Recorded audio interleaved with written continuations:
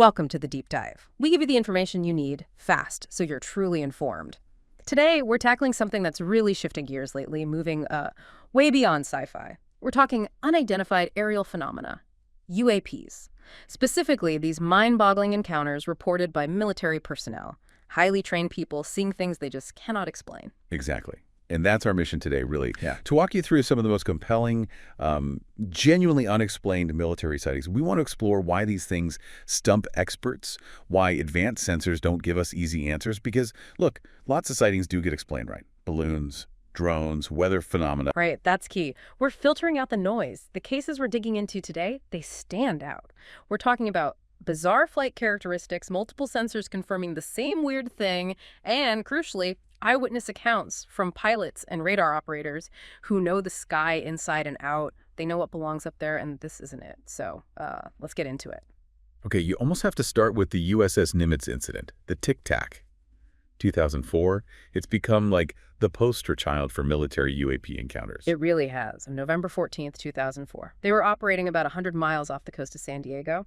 Commander David Fravor, highly respected FA-18 pilot, part of the Nimitz carrier group, gets diverted. Why? Because radar operators were seeing these really weird, anomalous tracks. And what he saw wasn't just a blip on a screen. Oh, not at all. He and his wingman fly out there and they see it. A white, smooth, oval object, no wings, no visible propulsion, maybe 40 feet long. It's hovering erratically just above the ocean's surface, which itself was churning, unusually. Hovering erratically, and then the maneuvers. That's the part that just blows your mind completely.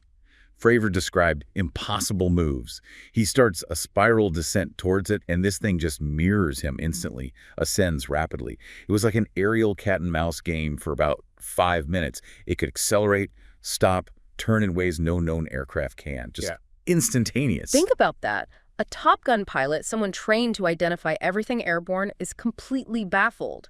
And it wasn't just his eyes. No, Lieutenant Commander Chad Underwood in another jet locked onto it with his ATFLIR pod. That's a really sophisticated targeting sensor. You got that famous infrared footage? That's where the Tic Tac nickname came from because of the shape in the video. And this isn't some leaked, grainy video anymore, is it? No, the Pentagon officially released that footage, along with 2 others, back in April 2020. It took a while after the New York Times broke the story in 2017, but they confirmed it's genuine Navy footage. The implications are staggering, especially when you hear Fravor's own words. He testified before Congress in 2023. Yes, and he was unequivocal. He said the technology he witnessed, quote, was far superior to anything that we had at the time, have today, or are looking to develop. That's the core insight here for you listening.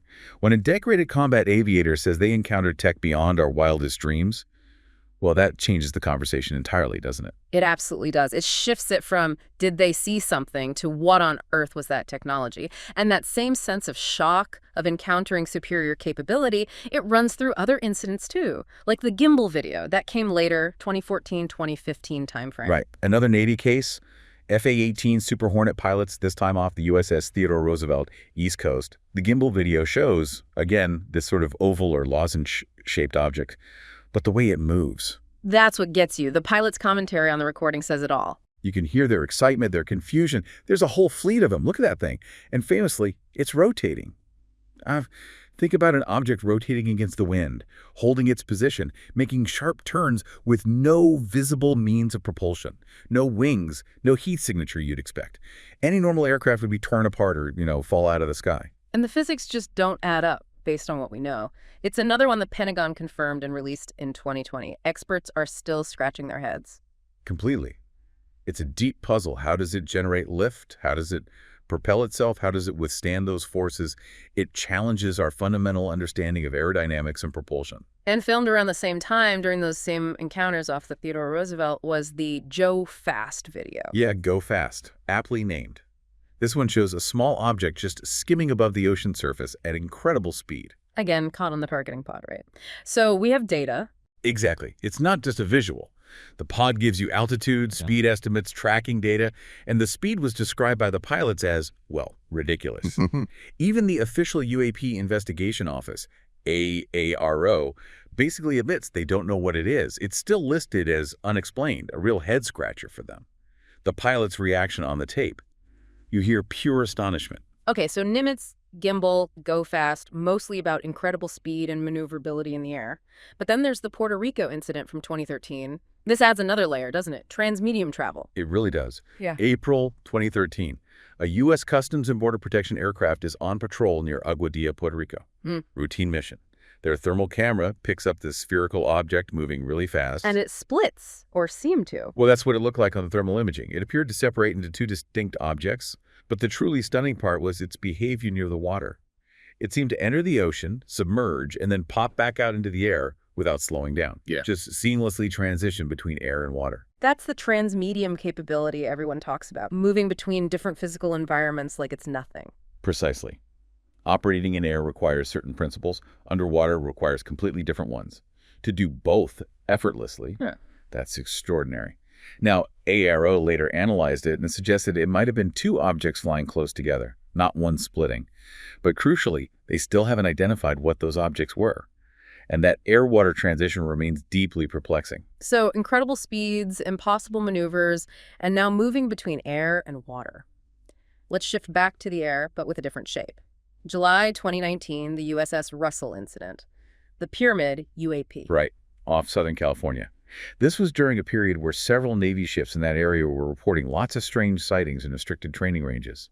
Sailors on the deck of the USS Russell filmed these objects. They looked, triangular or pyramid shape through the night vision equipment they were using. They had flashing lights and were just hovering above the destroyer. And the Navy confirmed this footage was real? Yes. The Pentagon confirmed in April 2021 that Navy personnel took the video. Now, explanations were floated, maybe bokeh effect from the camera, maybe drones, maybe night vision artifacts.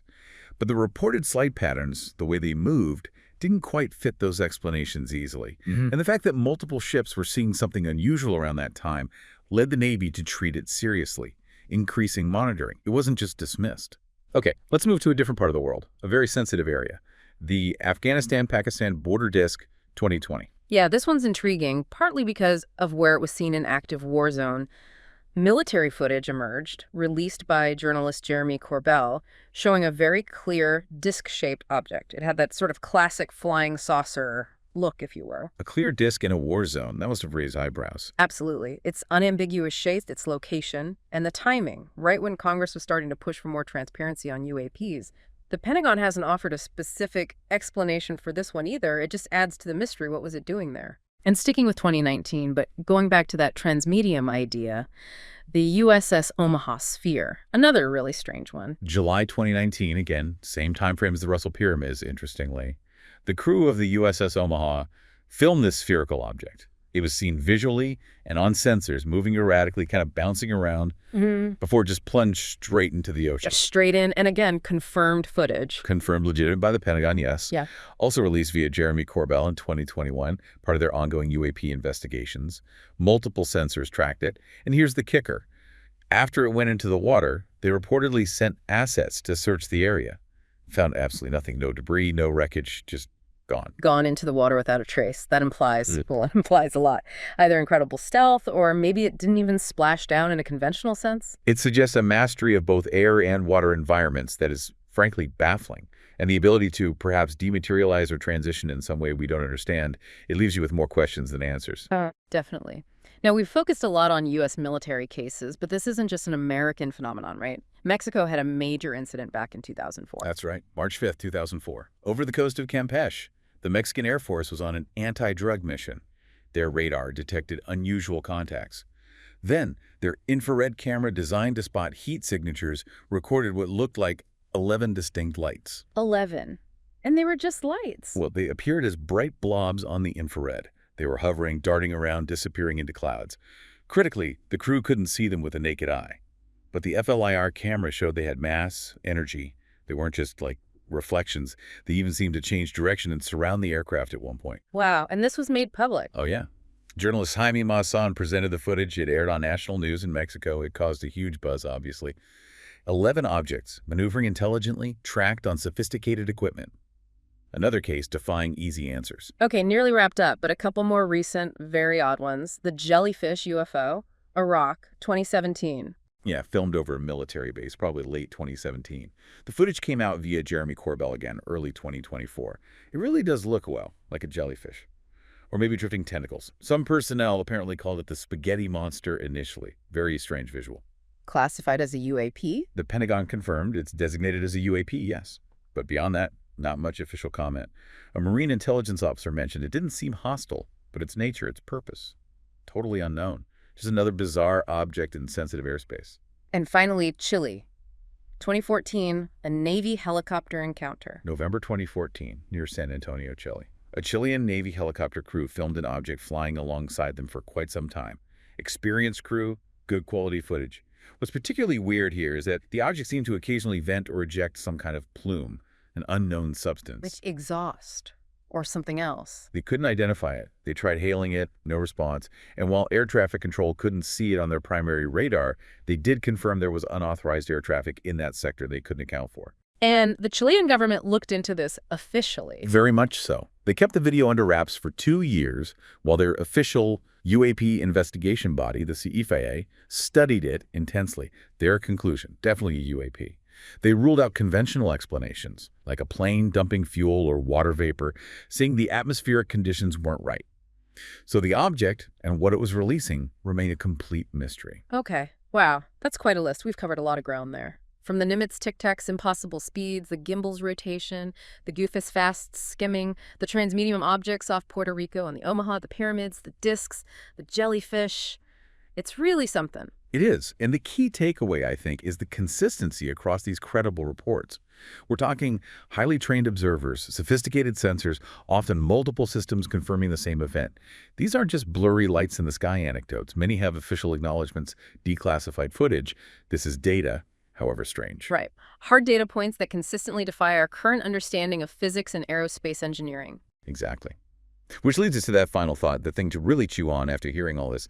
What does it actually mean for us, for our understanding of the world, when military organizations globally, the ones with the most advanced detection capabilities, are confirming repeatedly that there are phenomena in our skies operating in ways far beyond our own technology, beyond what we can even properly explain? It's a profound question. Does it point towards new physics, undiscovered natural phenomena, or something else entirely? It certainly forces us to ask bigger questions, doesn't it? With the limits of our knowledge, the future of technology, maybe even our place in a much larger, stranger universe than we usually consider. Something for you all to think about.